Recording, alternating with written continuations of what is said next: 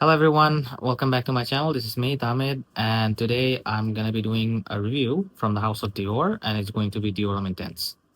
So let's get started.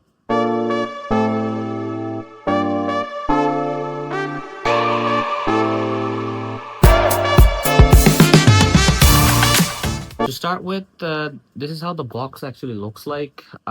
Nothing spectacular, just a black cutout cardboard box with Dior Homme Intense up front, and it's an eau de parfum concentration. The batch code is written on the bottom, and that's mostly about it. Nothing fancy. Now, coming to the bottle itself, as you guys can see, this is a rectangular shaped bottle, and there is a stem running in between or inside the glass, which is basically the iconic stem, uh, why this line is known for.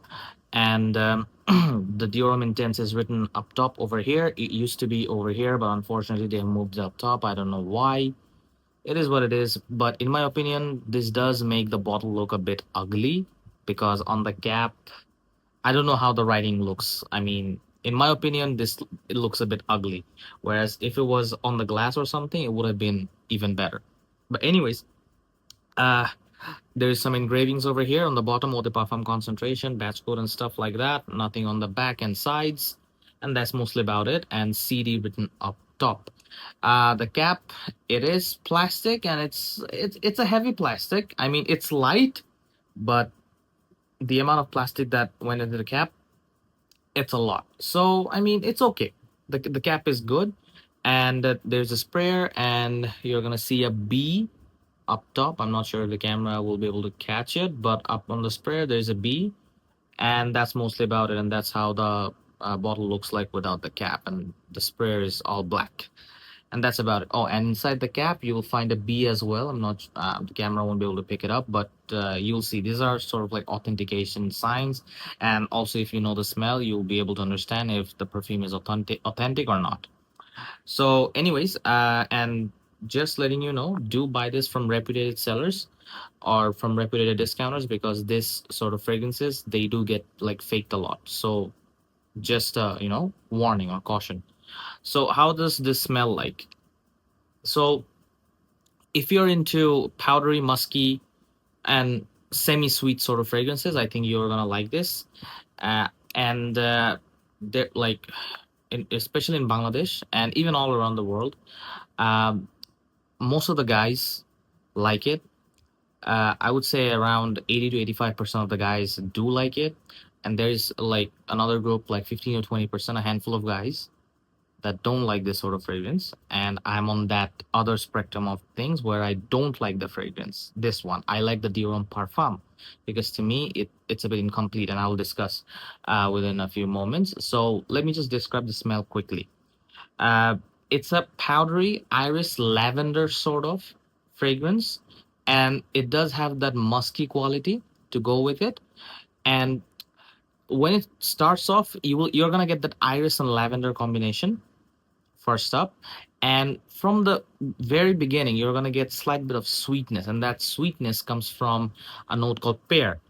Pear is mostly, it's a fruity note, yes, but it can be sweetened with the addition of musk, and with the addition of a bit of vanilla and stuff like that. But this does not have vanilla listed on the note, but the pear, it gives a semi sweet feel, and the semi sweet feel you're gonna get that from the start till the end. So the lavender and the iris combination, it kind of carries it from the opening till the dry down. It doesn't change a lot, to be honest, and at the very dry down you're gonna get slight woodiness, specifically cedar wood popping up. Now the cedar wood, it doesn't smell like pencil shavings, where like cedar wood does like come off as pencil shavings at times, but the woodiness over here, it's pretty smooth. And also considering it has the iris with it, uh it does smoothens out the woodiness as well. So this is a very smooth and powdery fragrance. It does not have that buttery effect like Valentino Uomo Intense. So they are a lot different. I don't know how people say Valentino Uomo Intense and Dior Intense are similar. In what sense, I don't know, but they are very different. Valentino Uomo Intense is buttery, whereas this is powdery. it does have that smooth powdery texture to it, and whereas that has buttery texture to it. But anyways, so this is how the smell is. And now coming to the performance side of things, to be honest, it does perform okay. It's nothing like Parfum, because to me, as I said, I like the Parfum like thousand times more than this one.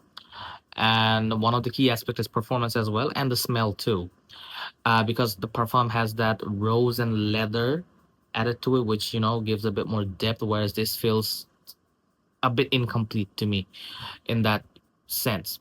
So the projection for the first 10 to 15 minutes, you're gonna feel that it does project a bit, and then from that time onwards, like from like let's say an hour after, you're gonna get like a soft projection for around like 2 feet at best, around 2 feet at best. So the projection is an hour and 15 minutes, or an hour and 30 at best. You can, if you get a good weather, but it's going to be around that 2 feet range. Where if you walk by someone, or if someone walks by or stand close to you, they're probably gonna smell it. But apart from that, from like a distance, no, not really.